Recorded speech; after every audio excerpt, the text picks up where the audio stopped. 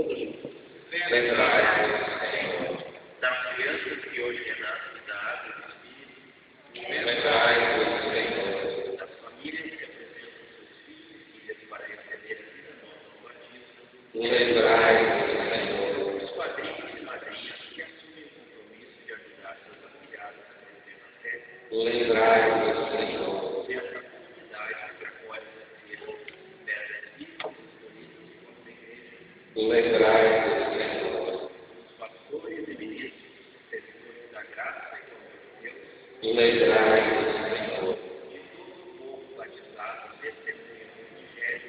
Lembrai-vos, Senhor, de todas as pessoas que da comunidade se dedicam à missão evangelizadora. Lembrai-vos, Senhor, de todas as pessoas que promovem a justiça e a paz no mundo. Lembrai-vos, Senhor.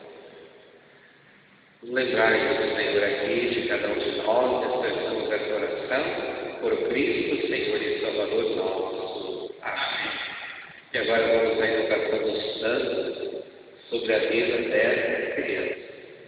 Nós já falamos aqui de São José, Sagrado Coração de Maria, Beato de Canarim, Sagrado Coração de Jesus, e nós, Nossa Senhora do Caravaggio, Santo Antônio. Também nós temos nossos santos de devoção. Invocamos que eles intercedam junto a Deus por essa criança. Santa Maria, Mãe de Deus, rogai. São João Batista, rogai. São José, rogai. São Pedro e São Paulo, rogai. Santa Maria Madalena, rogai. Nossa Senhora Aparecida, rogai. Beato João Batista de Calafim, Nossa Senhora do Caravaggio,